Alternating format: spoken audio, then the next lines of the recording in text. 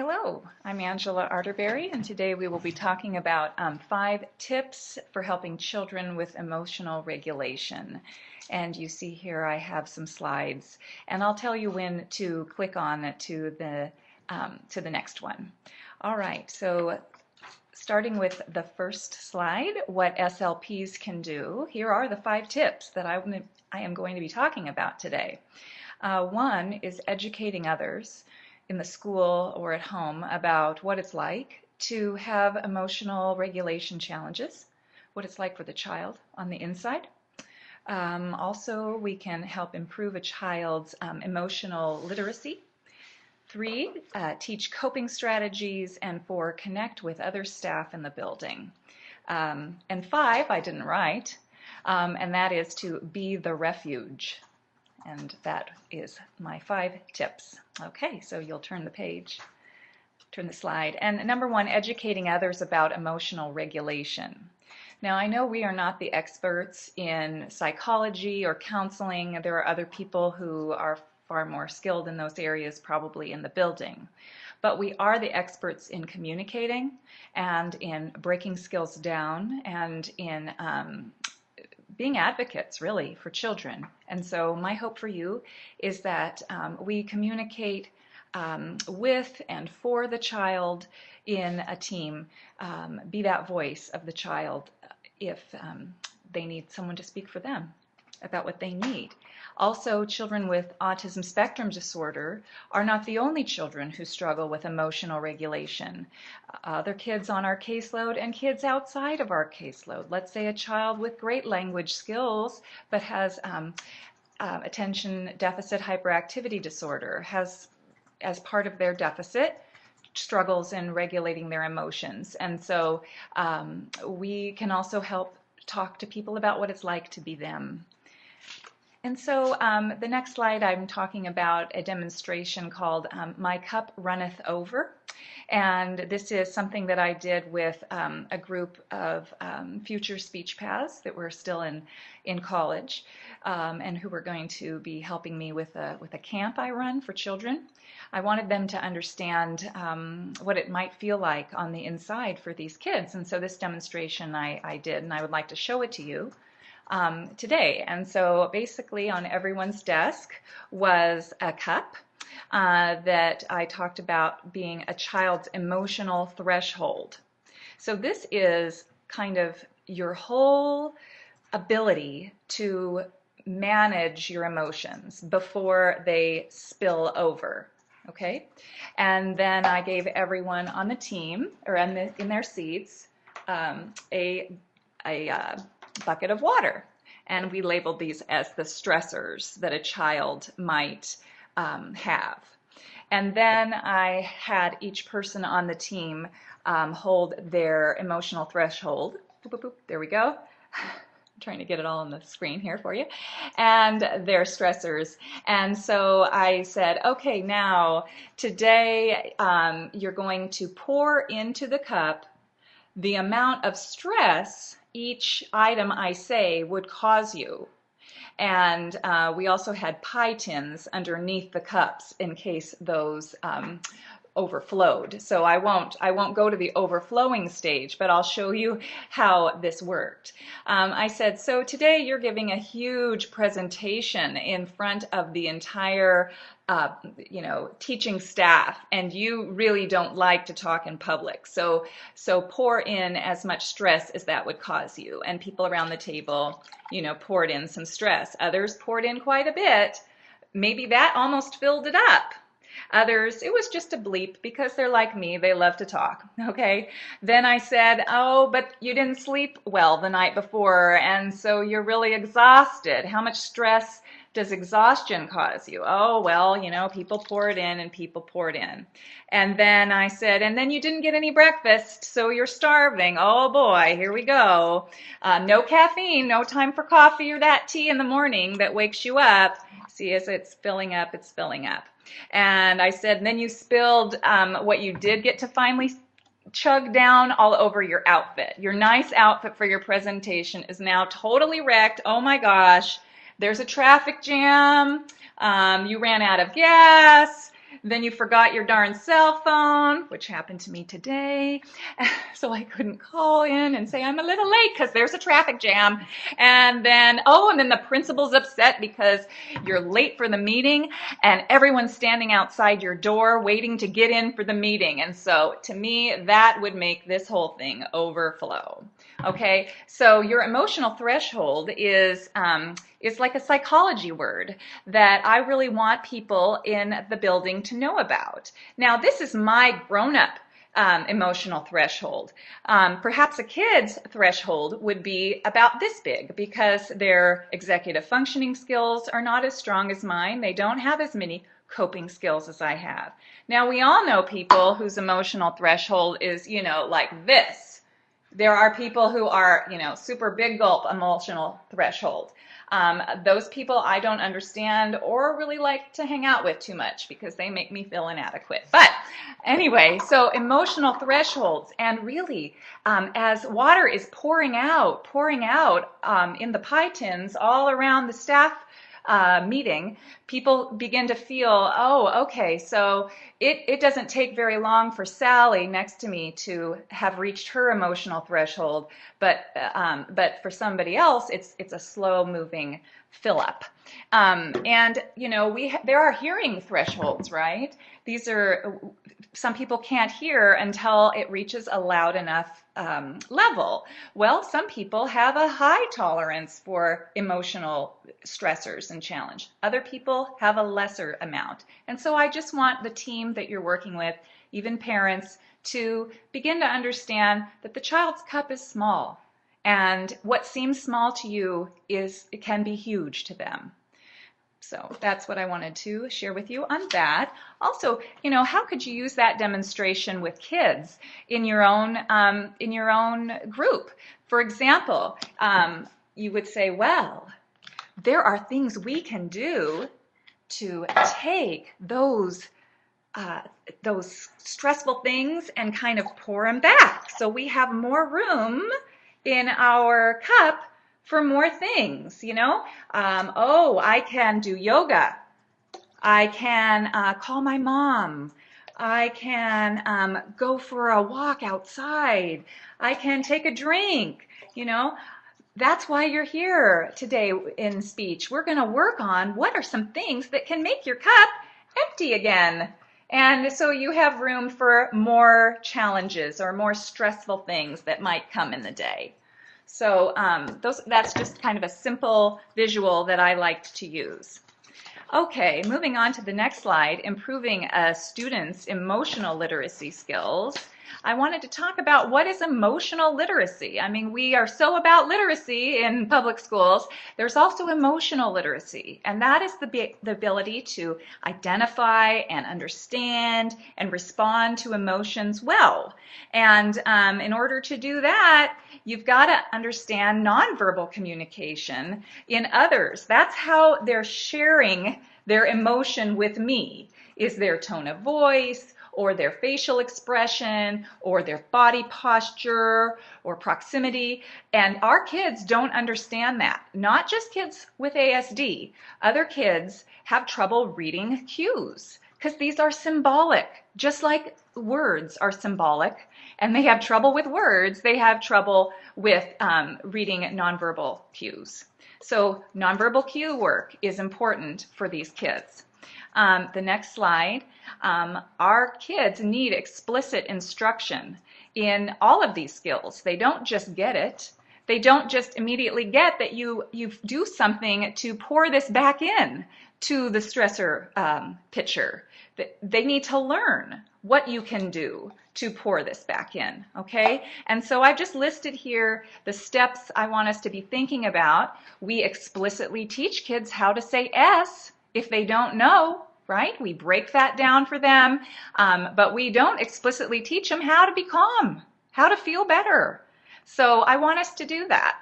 And sometimes we're the only one on the team that sees the kid a couple of times a week or one time a week. We're the only kid that can see a kid one-on-one, and so I encourage us to use our time with that. These are life skills.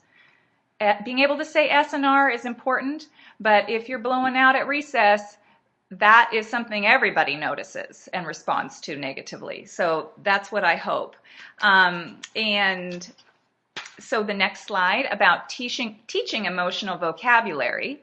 All kids benefit, in my opinion, from learning about their emotions.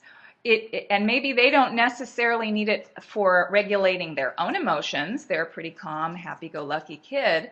But it helps in school with your writing or your reading skills. You can describe a character better. You can use some of this emotional vocabulary in your writing to embellish your writing, and that makes your teacher happy. So spending time on emotional vocabulary, if a child has vocabulary goals, would be a great way to kind of hit two things at once. And so I always say this to people, you know, teach emotional vocabulary, but I had never really documented very well that I was trying to do this. And so I've created an emotional vocabulary probe based on some work there by some folks at the University of Colorado. And you're able to find those in the back references section. It's just a one sheet. And I'm interested in, can a kid define it, but then can a kid describe when someone would feel that, and then can a kid sort of show it on their face, what it might look like. So I think that if you gave that probe and then taught and then gave it again, it would show some growth in those areas. Another thing you could add is, can they write about it? If they're reading about it, can they, you know, pick out the picture of the person that looks the most like that feeling. So if you wanted to use reading and writing. The other thing, or on the next slide, it's teaching strategies for parents and educators. There's a nice handout, again, I think it's in the back for picture books. This is in your reference section. There's lots of picture books you can use at any age level that describe emotion. We already do this, but I just thought you might want to see some more. And, you know, we love literacy. We love, you know, a whole language approach to teaching language. Well, let's use books that relate to a child's emotions. If you're going to pick something, I encourage you to pick something like this that really helps in and out of the therapy room. And so what I do is I teach families and teachers to model and name your own feelings. If you're frustrated, if you're tired, if you're feeling kind of lazy, label it, explain it in the moment, you know, just like we do when we're trying to learn language. When we're trying to teach a little child more and more vocabulary. Label what you're feeling and you're experiencing, and then label what they might be experiencing. So in those real moments, just like we would do with parallel talk and expansion and all those kinds of early language things. There I go with my hands. I'm sorry. I just love to use my nonverbal gestures, maybe a little too much on the screen. But anyway, back to you. The next slide is feelings lessons. And there's some nice lessons here that were from Vanderbilt University. And these aren't speech pathology resources. These are you know, early childhood or you know, psychology kinds of resources, which I really think it benefits us to get outside of our topic area and look into other professions. But they have this really nice pass the hat activity. I'll read it to you. It says children sit in a circle and pass around a hat containing cutout pictures representing various emotions. And then when the music stops, the child holding the hat chooses a picture and they identify the emotion and they express how you might look when you have that emotion and describing a time when they felt that emotion. So this is from, you know, a young child's, you know, a website dedicated to young children. So I really think it's something that our kids would struggle with, but they would benefit from learning at this age. The next one says mirrors, And it's really about reading picture books, and a character might get angry or might be excited or might be surprised in a picture book, and let's see if you can make that feeling on your face that the character is making in this book. And here's a mirror to look at what your face looks like. Oh, notice your eyes are open wide, or your mouth is in a circle like this. And look at this picture in the book.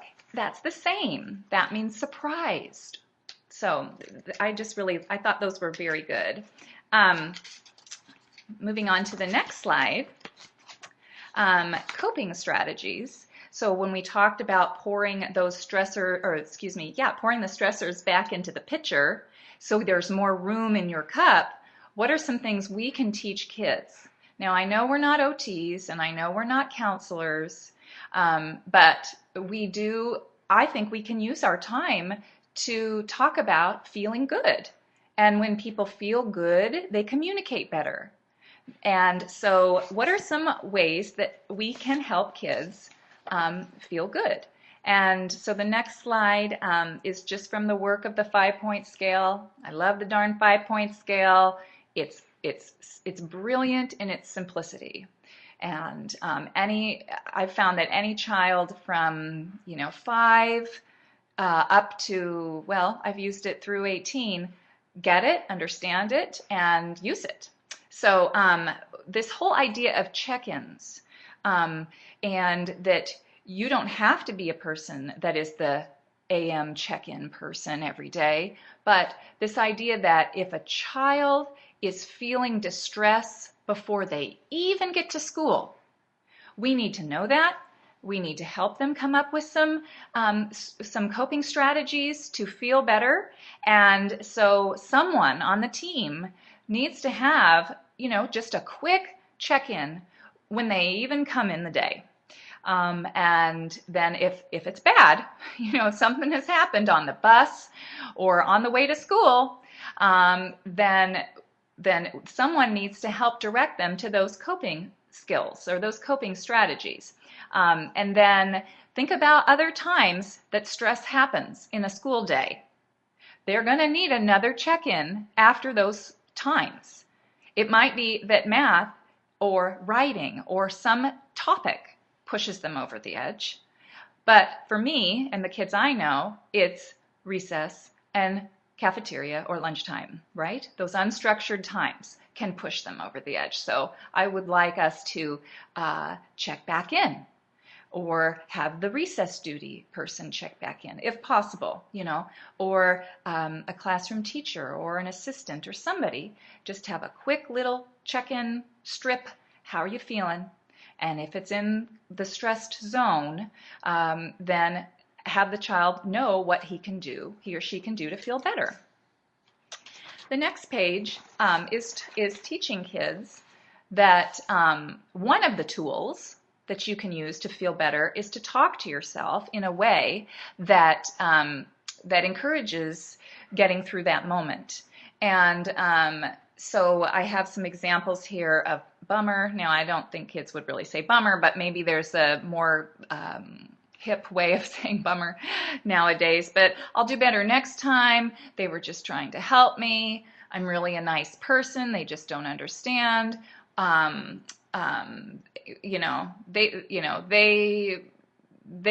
Those kids just have a problem, and I'm going to let someone else deal with it. My own son has difficulties with emotional regulation, which kind of led me to really study this.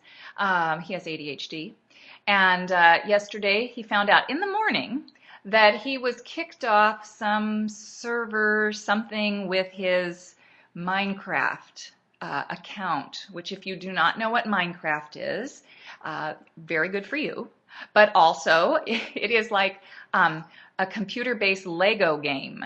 And so it's an interactive building of towns and other things. And so it's for it being a computer game or a video game kind of feel, it's a great thing in terms of, visual spatial skills and this kind of thing. But he got kicked off. And so all day it was circling and circling and circling in there. And he had to take many more breaks in his day than he normally does. He describes the whole day as being the worst day of his life. And like I say to other people, it is the worst day of his life in his mind. His cup is full just with Minecraft stress. It's done. More cannot be added, like now let's do our times tables and this kind of thing. He was already full. I didn't know until he got home. So I'm sitting there talking to him, and I say there's two roads that you can choose to go down when you're at the top. One is to keep stressing about it and keep it cycling and crying about it or worrying about it. It might all be a mistake. They might have kicked you off that server by a mistake, some kind of virus or something. You don't know yet, right? You're waiting to hear. So you can choose to keep cycling it, or you can, choose a different route. And positive self-talk might be one of those routes. Like, they might have made a mistake. I'm going to wait to stress out about this until I know more. This is all easier said than done, but practicing that self-talk.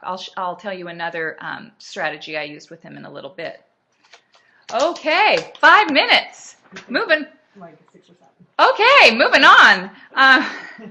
Another thing they could make is like a stress or a happy collage. I liked this idea from Building Your ASD Toolbox, Stress Management. If you Google Building Your ASD Toolbox by Amy Zering, she has a few presentations entitled Building Your ASD Toolbox, and I just love them. I thought they were wonderful. She's an autism specialist. And then number 4, I wanted you to connect with other people on the team. And my main point is I want to make sure no one on the team is looking at this as willful choice kind of behavior. My child would love to not feel crappy about Minecraft. He would love to be like everyone else in the room listening to math and doing math. He's not choosing to have it cycle in there, really. He needs tools. He needs to be taught skills for it to not cycle. But he's not choosing to be bad. So I have some questions here you can ask as being that child's voice on the next slide. I'm going to skip that. You can read those. But I just love this idea of a little breathe box was one example on the internet. Building a toolbox of coping strategies. And one is through the use of sensory kinds of experiences. Some sensory experiences, like getting a massage for us, helps us to just release stress and tension. There are other sensory experiences for children, like blowing bubbles or coloring or writing it out, these kinds of things that help a child feel better. And I loved how this was just a pencil box filled with different items. This was a school counselor's idea, and I thought it was wonderful. Just different items, little squeeze balls, this kind of thing, that you could have in your speech room. Another is this like little retractable key ring that has different calming strategies that if a one-to-one assistant needed those, or a classroom teacher, here, let's look at some ideas of what might make you feel better right now. Because we've decided that you're at a level 4, or a 3, so let's look at these. I thought that was pretty darn smart and a good idea. So, humans aren't born knowing all of these coping skills. We learn them from our environment or from, observation. And so I would love us to fill them with more skills and strategies. The next resource, if you haven't heard of Jill Kuzma's SLP Social Emotional Skills Sharing site, it's wonderful, and I recommend you going there. You just Google that, and it'll take you right there. She shares so much for free, and it really helps our practice. AutismTeachingStrategies.com has a lot of free activities that I think you would like. There's some worry cards that I've just sort of put here that you can cut out, and you sort of give kids in the cards advice. Children in your group would give the kids advice on what they could do about their worries. Then there's visualization. This whole concept of being able to visualize your problem. And I'm getting back to my son's issue. I said, what does your worry look like when you're worried about Minecraft, and what color is it? And he said it's red. And I said, what is the shape of it? And he said it was flat, like a piece of paper. And I said, could you take that worry, that red square, and put it into a box and put a lid on that box? When you start to worry about it, imagine putting it into the box and putting a lid on it. When that worry starts to come out of that box, you just put it right back in. You choose when to open the box or when to shut the lid. You choose when to worry about it. And it's okay to put worries aside in your mind to come back to them later. They don't have to take your whole mind right now. And again, easier said than done, but some practice visualizing your worries is a good idea. There's some neat activities. This picture here is a boy blowing bubbles and imagining that the bubbles are representing their worries. And so you blow out your worry, you know, whether it's Minecraft, blowing out, and then you pop it and watch it disappear. You know, practicing it. I can let that worry go. I can let that worry go. And there's 7 other ideas. So I have just some other things, as I've said here, as you look through. But the last thing I want to say is number 5, and being that refuge for our kids here in these schools. We are all very busy. We all have a lot on our plate.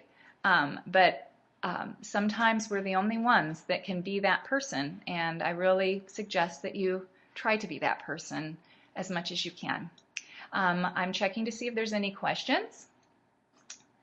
No questions right now. So you have my email there on the front. If you would like to email me anything, I would love to chat with you. Just as we're looking, since there's no questions, through the references, I had talked about building your ASD toolbox as being a wonderful site. And I wanted to talk to you about, I'm moving on to the last page of the references. There's a nice progressive muscle relaxation routine that can be done in a chair that I'm thinking about laminating and having just in my room on the table for when kids come to speech. And, you know, I can just talk about, we're going to get into a calm learning zone. And so this is the way we're going to do it. We're going to do some activities that help our muscles and our brain relax for learning. And so it's a really nice free visual. Another one was brain break ideas, and another nice visual for kids if you want. So those are just some ideas I had, and again, if you have any other questions, you can let me know. I did leave one slide for, there's an app for that, so you know, because we love our apps, don't we? And one was this Calm Counter, if you don't already know about it. I have not used it yet, but I really liked the idea, and it's pairing counting down from 10 while you're looking at faces going by to help you feel better.